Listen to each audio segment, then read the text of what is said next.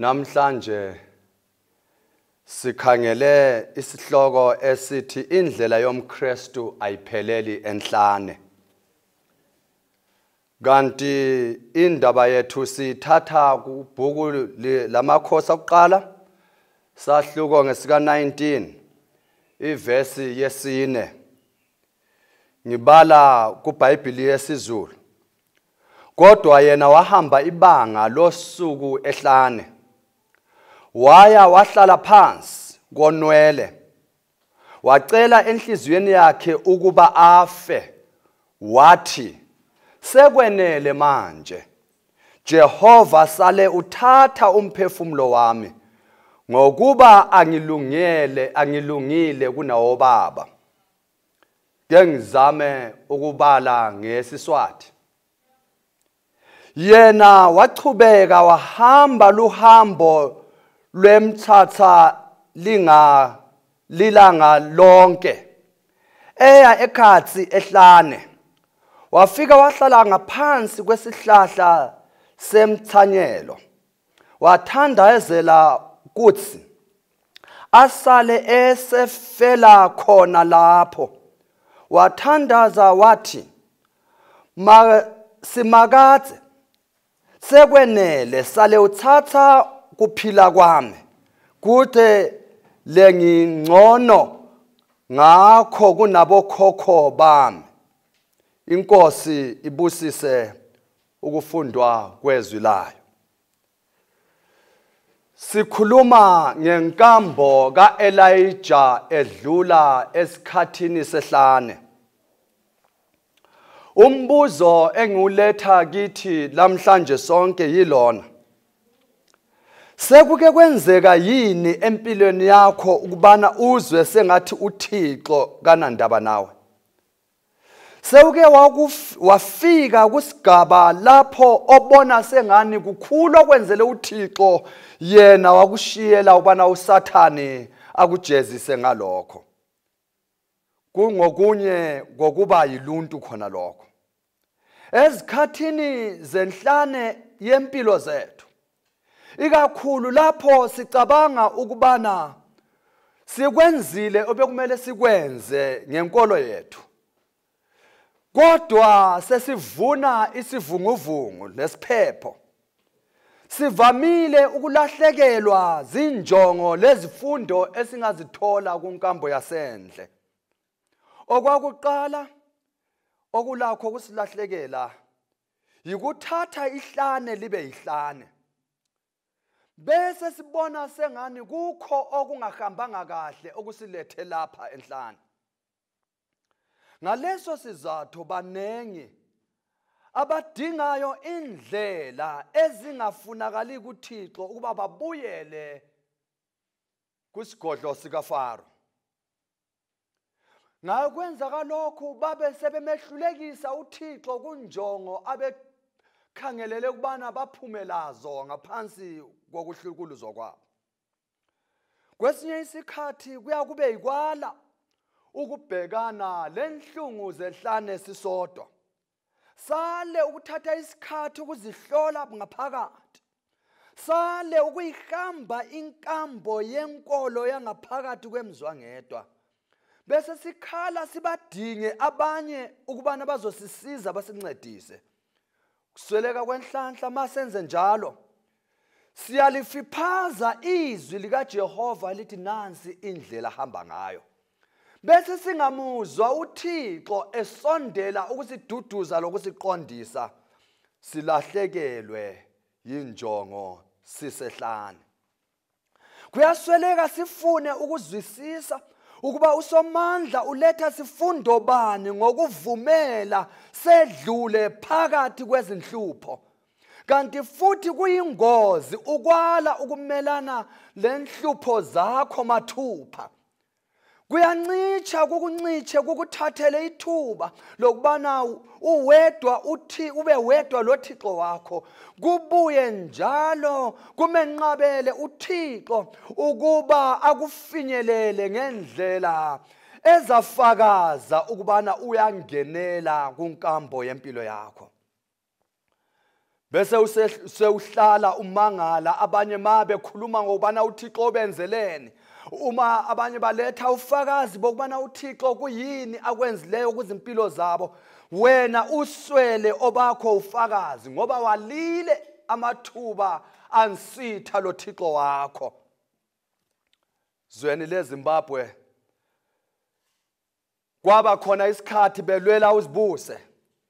Indaba ye-independence eZimbabwe iveza amadoda labesifazana abaphuma bayahlala ehlane. Badla njengezichaka.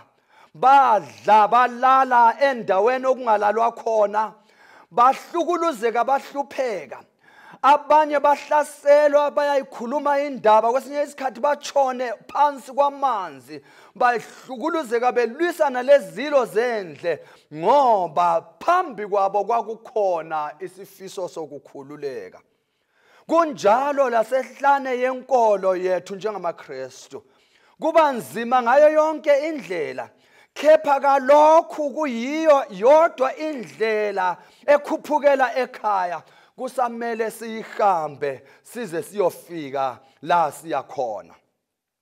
Sihambe sinokukholwa ukuba kayipheleli ehlane ekugcineni sizokunqoba. Ngakukhathalekile ubhekane nenhlobo bani zenkinga njalo ufike kanjani kulezo nkinga. Cela ukukukhuthaza ukubana you have to see beyond the now and soldier on. Kusekahle ukhangele ngale kwezinhlupho zakho. Kusadingeka ubone ngaphesheya kwehlane lamhlanje. Sinaye uMoses owafika kweyakhe ihlane ngokuzenzela yena wazibeka kilo. Ngenxa yokubana wayezame ukuthatha ikusasa yabantu bakwabo. Waba nguye ofisa ukubalwela. Wazifumana esephakathi kwehlane iminyaka engu-40 esezweni lenkangala yaseMidiyana. Ngokumphonsela kule inkambo uSathane wenza iphutha ayengasoze aphinda alilungisa. Committed the worst mistake he has ever lived to regret. Quarantining Moses in the jungle with the king of the jungle.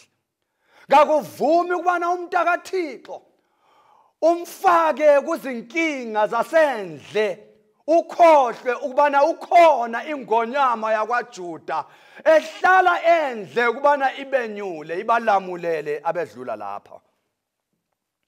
Kwaba kulapho esehlane lapha phuma khona wenyuka njengeqhawe lokukholwa. Lanxa kwakunzima kubuhlungu kazange laye uMoses aze uThixo azi lokho uThixo ayekwenza empilweni yakhe.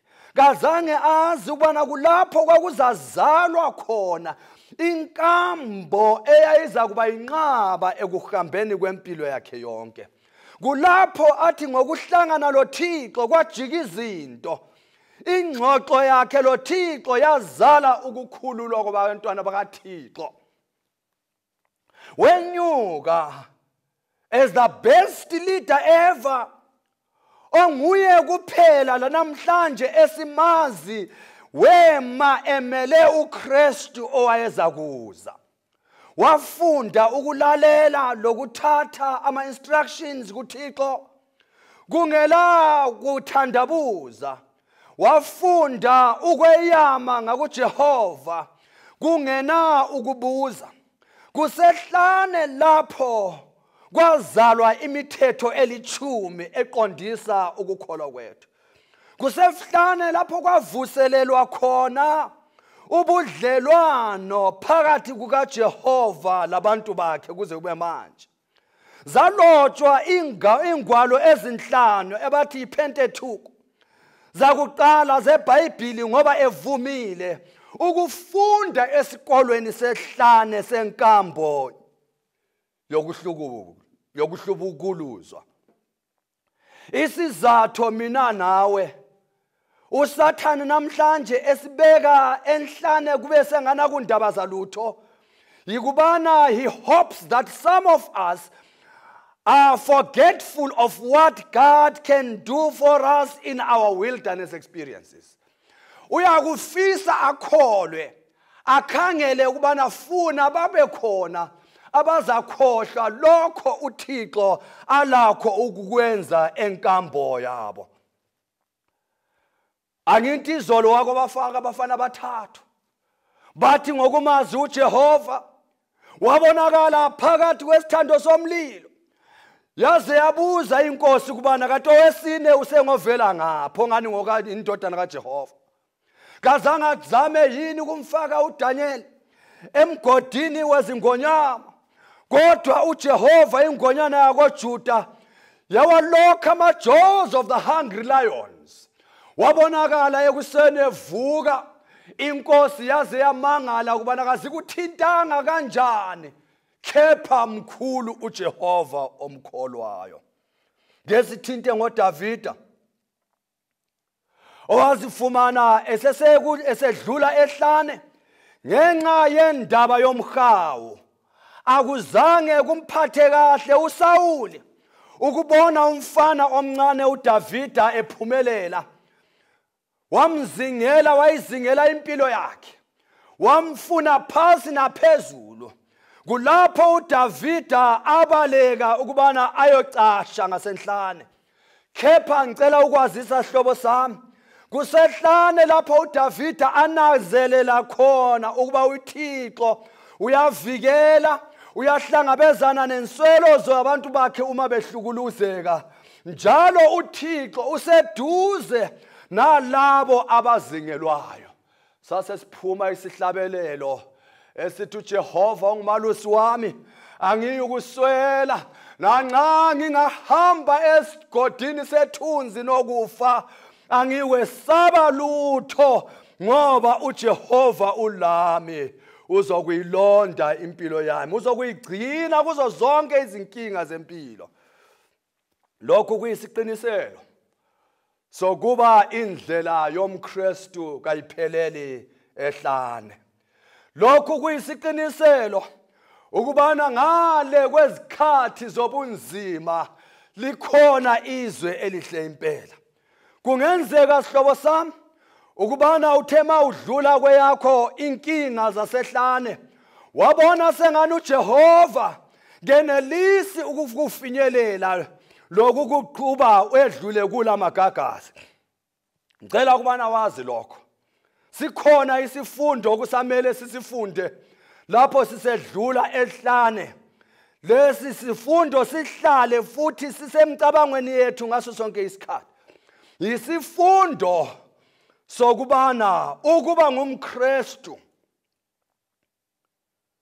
ngakuphi uThixo umlandu wokusikhusela kunhlobo zonke zenhlupho ezisemhlabeni. Banenge abathi ukuba ngumKristu kuyindlela of a trouble free life. Banenge abathi ukuba ngumKristu kunika uThixo umlandu wokuhlala esigodlile emaphikweni akhe ukuze singathintwa lutho olukhathazayo ebese sibhebhisitha insuku zethu zonke. Asenzele konke esikufunayo lesikudingayo ngesikhathi esisifunayo. A God of our own liking and making. Kakunjalo hlobo ethandekayo. Ihlane iyasifundisa ukubana impilo yomKristu kayinjalo. We are not going to live a trouble-free life ngoba singamaKristu. Kungenzeka kanjani isitha sisekhona. Alimemezanga izwe ezulwini lathi maye kini namhlaba ngoba uSathane uzile emhlabeni esazi ithuba lakhe lilifishane njalo uyabadinga ebazingela bonke abangaThixo na. Banengi lamhla abantu abasenzikozweni ngoba becingele lokho inkonzo loThixo wenkonzo azabenzela khona. Abanye basezinkonzweni bedinga ukuzelatshwa. Abanye basezinkonzweni bedinga ingcebo zakulomhlaba. Abanye baya ezinkonzweni bedinga amandla elezikhundla. Abanye baya ezinkonzweni bedinga ukuvikeleka. I-list is endless yabantu abakhangela inkonzo njengesigcawu sokuzuza lokho abakufunayo. I have heard of a people abashiyileyo inkonzo ngenxa yokubana bethi uThixo has let them down. Ngibezwile abantu abathi uThixo kafinyelelanga indingeko lenswelo zabo. Ngaleso isikhathi, ngaleyo indlela, they have quarantined him out of their lives. But ungcono engekho ezimpilweni zethu. Ake sikhangele one of the most powerful prophets of God who almost lost it in his time of the wilderness experience. Indoda uThixo ayithembile. Indoda lamhlanje ethembakeleyo. Eyaphosa yashelela ngesikhathi senhlupho. Nxa ubala isahluko sakuqala amakhosi okuqala, indaba isivezela indlela esinakho ukutshelela ngayo ekukholweni. Sibe sesifika kumathuba lapho ukukholwa kwethu kunakho kunyikinywa. There are times in our wilderness when the shape of a Christian is shaped by the circumstances.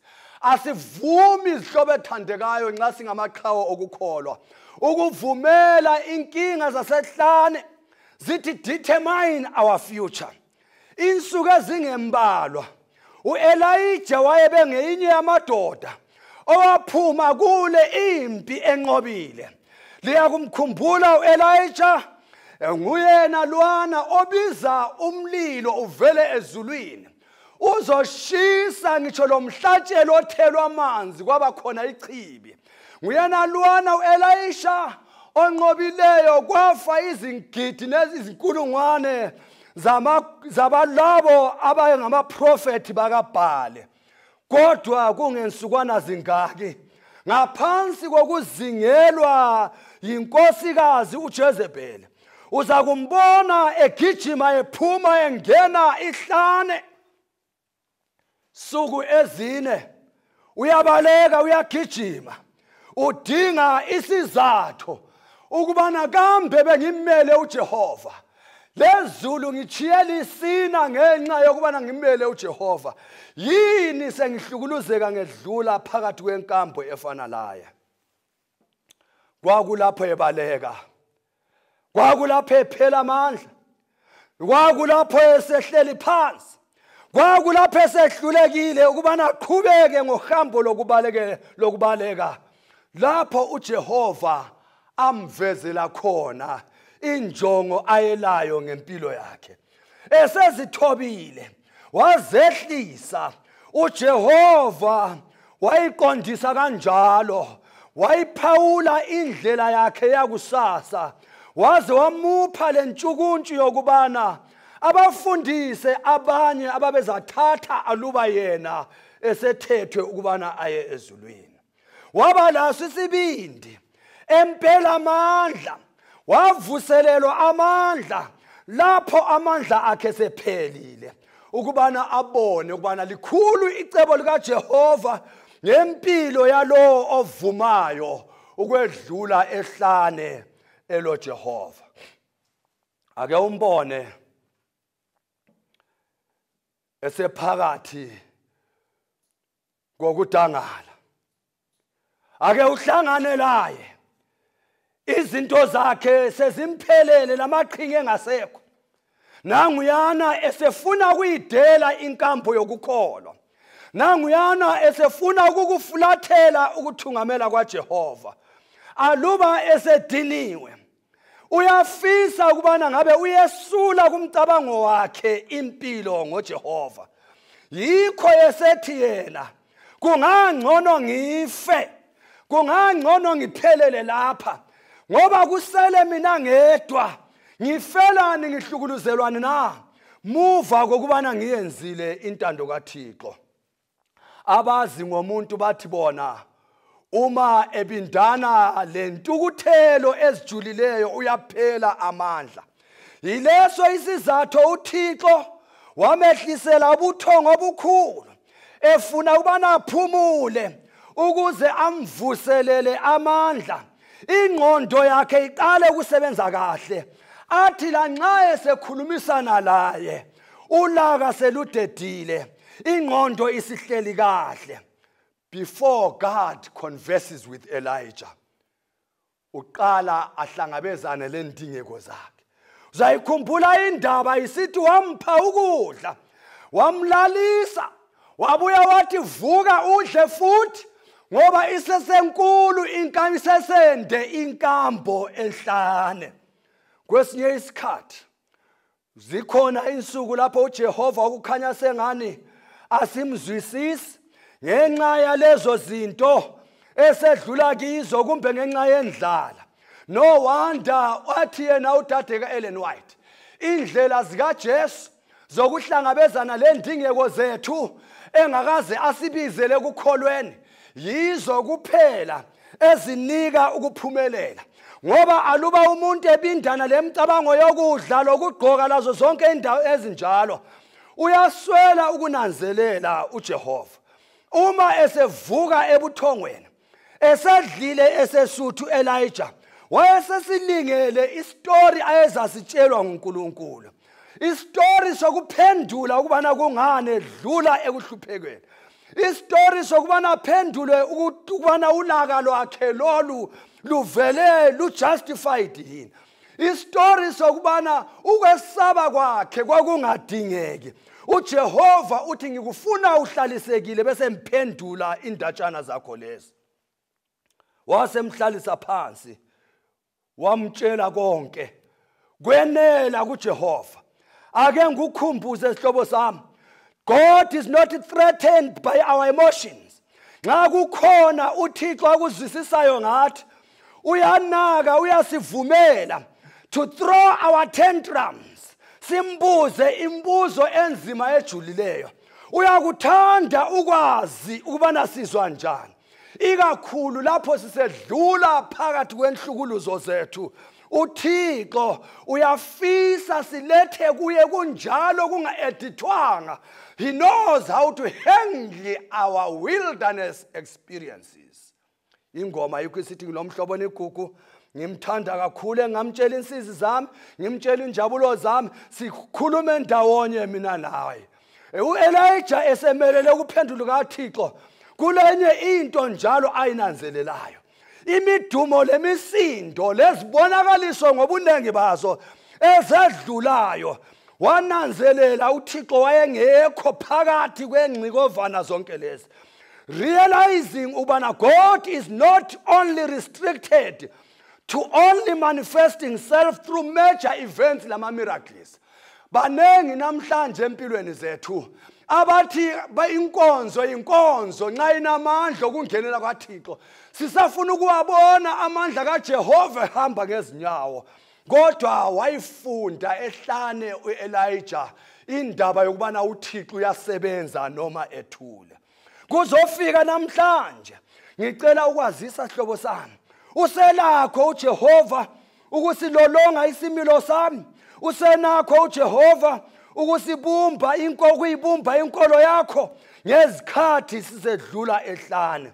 Uyafuna uJehova ukusifundisa ukuhamba laye, sikhulume laye, seyame sethembe kuye ngezikhathi zethu zokuhlukuluzwa. Uyafuna uJehova ukubana ekuthuleni kwangaphakathi siphakathi kokuzihlola sifumane impendulo yemibuzo ejulileyo. Banenge eBhayibhelini abakhona ukuba basitshengise ukubana izinhlupho kazinani kithi, azingezi sitshontshele ukholo lwethu. Uma ubala indaba yamaHebheru sahluko ngesika11 lugwalo lwabanjalo ezilubizwa kuthiwa lugwalo lamaqhawe okukholwa ahambileyo amadoda labesifazana abahamba inkambo le inzima kodwa bamelana lenkambo yokuhlukuluzwa. Amadoda anjengabo Enoch bayangena ekhaya bengabonanga ukufa, ababethi amadoda afana labo Phawuli, amadoda ayelezigaba ngezikhathi zokuma ezinhlupheni zonke bengasuduswe lutho. Siyawabona amadoda anjengaboNoah ahamba ngokukholwa, being warned of things not seen as yet. Bavuma ukubana baza kuba ngoyise bezizukulwana ezigcwele njengesihlabathi bolwandle, kodwa bengakakuboni bakukholwa khonapho. Sithini ngamadoda afana labo Jacobe, o-Isaka, o-Josefa, o-Mose, o-Rahabe, o-Gideon, o-Samson, o-Samuel? Bonke lamadoda bakubona kufanele ukuyihamba inkambo yokukholwa kungelandaba ukubana impilo zabo zedlula enhlane. They subdued kingdoms, wrought righteousness, obtained promises, stopped the mouths of lions. Konke lokhu babefuqwa yikwazi ukubana ukhona uThixo oza kubahola lanxa kunzima kunjalo. They quenched the fires of violence, escaped the edges of swords. Ebuthakathakeni babo babaphiwa amandla. Ezimpini abedlula kizo lezitha zabo banqoba. Amadoda ahlukuluzwayo, amadoda anikelwa ekusahweni babulawa, badliwa izinyamazana. Abanye babo bahlekwa, abanye basolwa baqhothozwa, abanye bafakwa ngitsho la sezimantolongweni, kwabanye bakhandwa ngamatshe, abanye basahwa phakathi ngamasaha bebulawa, abanye badliwa zinkemba, abanye bagcwala iganga njengezimvu zingenamelusi, begqoke izimbatho zembuzi, begqoke izimbatho zezimvu. Abanye baba yimihambuma, bahlukuluzwa, bachithwa sengani uThixo wabo akekho. Angigqibe ngalama verse 38 kaHebrews 11 sehlu siya ku40. 38 ithi yona, kepha ngoba okomhlaba kungazange kufiphaze ukholo lwabo, bavuma ukwedlula ehlane lasenkangala, ezintabeni lasemahlathini, balala ezimbalwini zakulo umhlaba bebheke uThixo ozayo. Verse 39 ibe sisithi yona, all of these were commended of their faith, yet they did not receive what was promised them. For God had provided something better for us, so that they would not be made perfect. They would only be made perfect together with us. Wena nami sihlobo ethandekayo, sinabo ofakazi bokuba indlela kayiphelele ehlane. Sinabo ofakazi bokubana indlela yomKristu kayipheleli kuzenhlupho esedlula kizo. Sisenakho ukunqoba nakwawethu amahlathi enhlupheko. Balindile, basilindele emathuneni abezolo, bekhangele ukubana lapho sesinqobile salufeza uhambo lwethu. uThixo asihlanganise kunye nabo njengamaqhawe empi zakulo mhlaba. Bona kunye nathi abe sesinika umvuzo wokubekezela. Ithe yona iBhayibheli bahamba lolu hambo bekhangelele umvuzo abaza kuphiwa. Kepha uJehova wawugodla, kepha uJehova wawugcina ukuze wena nami sisekule inkambo sibe siyefika lathi sichaye ethu intambo. Balala belindele usuku lokuvuka ukuze babe ngofakazi ukubana lawe usengayihamba le indlela. Aluba sesinqobile, aluba sesifikile emaphethelweni, uJehova uyathembisa uzobavusa emathuneni abo. Yikho umlobi uPaul ethi yona asizukufa sonke, abazabe bephila benqobile bazohlanganiswa laba befile benqobile, bese siphiwa imiqhele, bese siphiwa imivuzo yokuvuma ukwedlula phakathi kwenkinga kwenkathazo zethu kodwa sinqobile. Uma bebekade bephila empilweni yalamhlanje abezolo, bengiza kuthi bayihamba inkambo beqhutshwa yilo umcabango, bayihamba inkambo yasenhlane behlabela le ingoma. Lawe namhlanje ungayihamba uhlabela ingoma efanayo. Ngayifunda ezansi le ingoma ngayithanda, ngiyakukholwa naseSwathini niyayihlabela ngendlela elizwisisa ngayo. Ikhona ingoma yamaqhawe edlula ezinhluphekweni, ithi yona ukholo lwami ngonyuka nalo, kholo lwami ngonyuka nalo, ngiyongena ekhaya, ngiyongena nalo ekhaya ezulwini. Bese isho ukuthi hayi noma ekhona mathatha, hayi mathatha, zingaba khona inhlupho lenhlupheko, zingaba khona ezihluphayo zasenhlane yakulo umhlaba, ukholo lwami luzongiqhuba ngiyongena ekhaya ezulwini. Ngiyafisa sihlobo sami, ngiyafisa mngani wami, ngiyafisa mKristu omhle, uJehova akunike isibindi njengabo Daniel, njengabo Mose, njengamaqhawe ezolo, ufune ukubona injongo kaThixo uma wedlula kwezakho izinkinga. Indlela kayipheleli ehlane, ngaphesheya ngale siyonqoba, ngaphesheya ngale siyofika ekhaya, la siyokwethulwa imithwalo, la siyokuphiwa khona imivuzo, la siyokwamukeleka kuthiwe well done thou faithful and good servant, enter into the kingdom prepared for you. uThixo alibusise, uThixo alibusise, lihambe indlela ngoba uyayazi indlela ayizukuphelela ehlane. Manini isibindi linqobe, mana isibindi ulwe ukulwa okuhle, uyongena ekhaya ezulwini. Lufumbathe ukholo lwakho, ungavumi lunyikinywe nayo noba yini. uThixo ukulindele. Inkosi ibusise ukufundwa kwezwi layo. Amen.